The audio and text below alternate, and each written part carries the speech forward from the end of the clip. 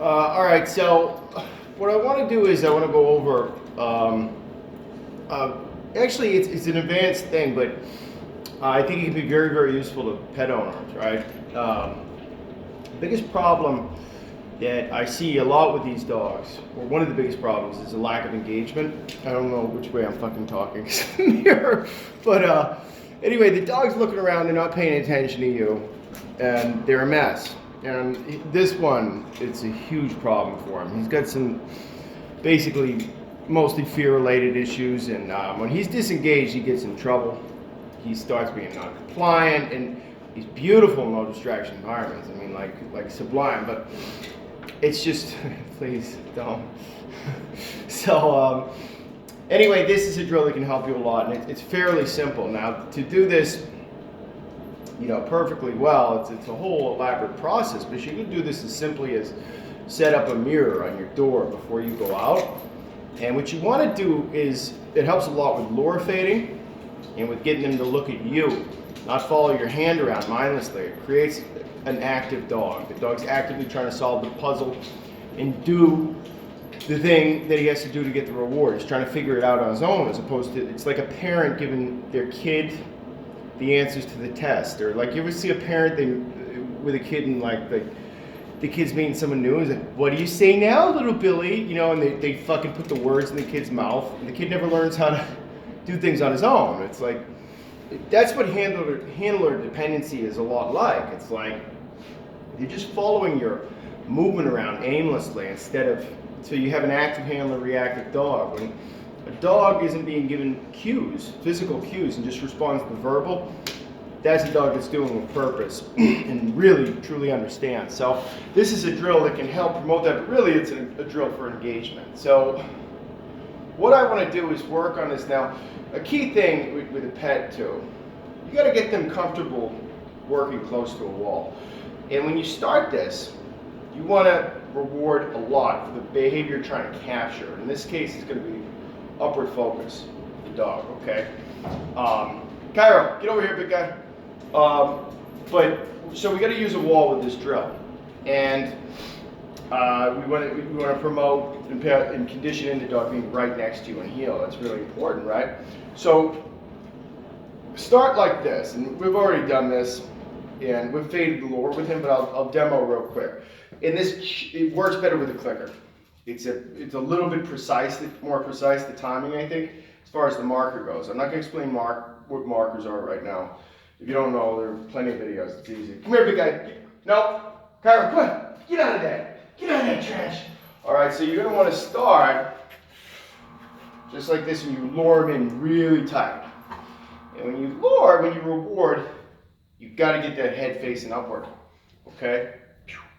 Okay, and you'd want to reward a bunch of times.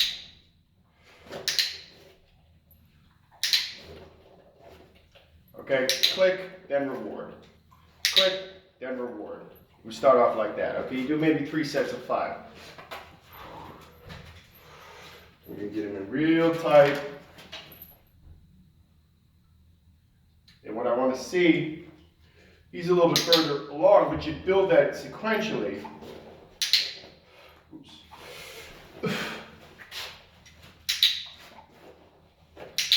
Okay?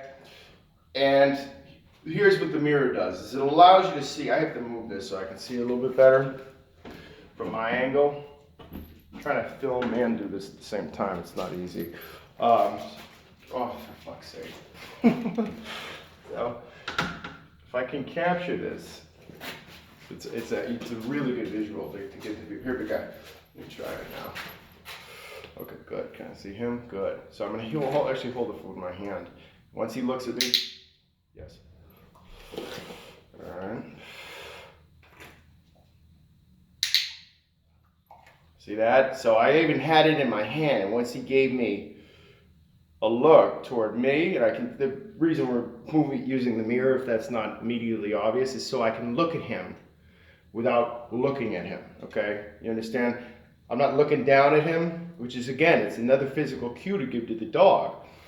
I can observe his behavior without averting my gaze in his direction. So, here, I'll show you real quick the next step would be fading the lure. I'm kind of skipping a few steps with this, but it doesn't need to be competition style perfect to get this. So make sure the dog's very comfortable with you next to the wall, and don't rush that part, okay? But here's one way to fade the lure with this. Let's go, big guy.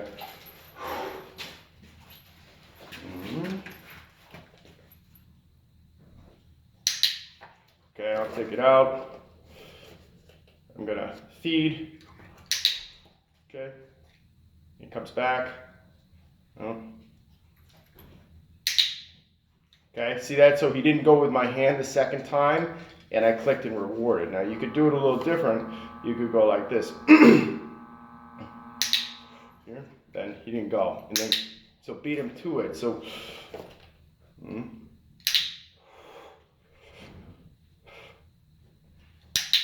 See that? He stayed with, I don't know if this is, I hope this is getting filmed accurately, because that was a really good demo. It's subtle, but he's basically not following my hand. Now, watch, I won't reward this time. God. Go away. Okay. All right, so we start like that. You see me all the way back here.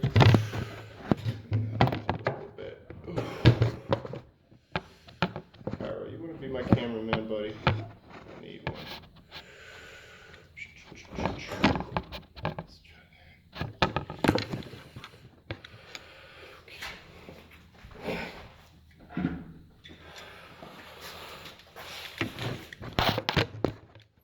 Okay. See how this works. Not even close. Of course, Cairo. Of course. Okay, try it again, buddy. Let's go. So now we get the lure mostly faded. Come in, and I'm looking at him in the mirror.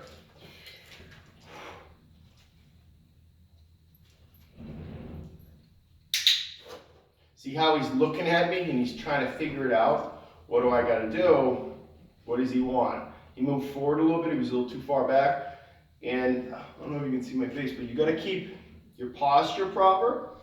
An expression on your face, it's not, you don't obviously look down at the dog, that's the point of the drill, but all right, wait for, if you really want to be anal, wait for their head position to not be turned quite so much as this, but as that, and really get them straight out and make them jump for it at the end. All right, so I'll try that again. Lean back, good. All right. That last part was a little bit fancy, maybe not totally relevant to pet owners, but if it can kind of help a lot with positioning, where you kind of pull your arm back so they're almost falling back. Watch, last one. Nice and tight to the wall. I'm not going to give him any cues. I'm not going to tell him no. He's sniffing around. I want him to just figure this out on his own with no negative or positive cues. And once he gets there, we capture it. Literally, that's a good technique. It's what's called in training. So I'm watching him.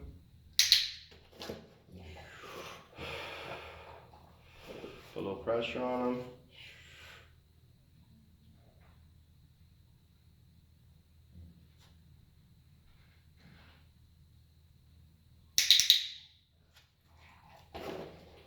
Big reward on that one, okay? The reward placement needs to be right there, okay? You're taking it, their nose has to be pointing straight up in the air like that, okay? All right. Go there. Da, da, da. Whoops, that was a cue I shouldn't have given, that's fine. Now I'm going to try to sustain it. Make that head point up a little bit better.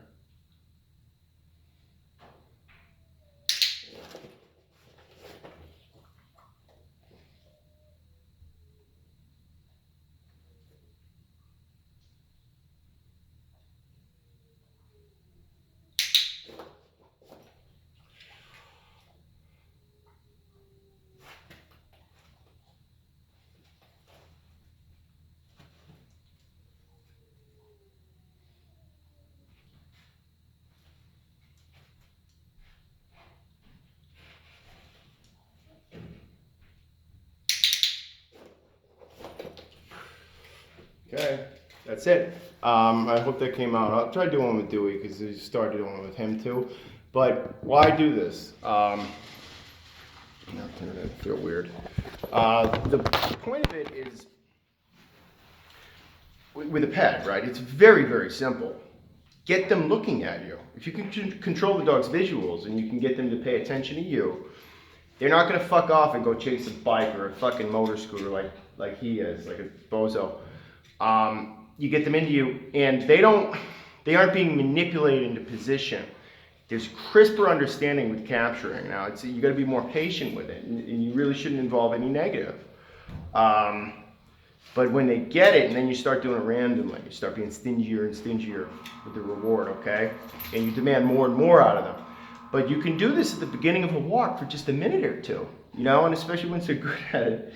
And then you get them focused on you in the beginning, okay? And you're establishing eye contact early. I mean, you'd be surprised that I wouldn't say it's easy, but if you know if your timing's good, how quickly, at least in this context, they will start looking at you with a nice focused look like he was.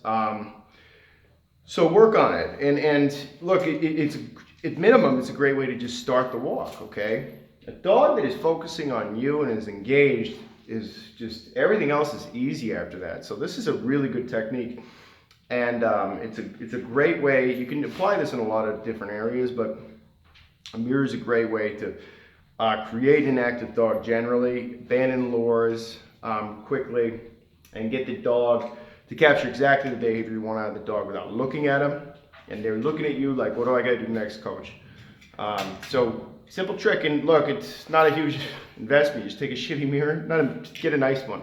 All right, put it in your front door, and that's it. It looks nice, it's normal, and you can do this with your dog every day. That's it.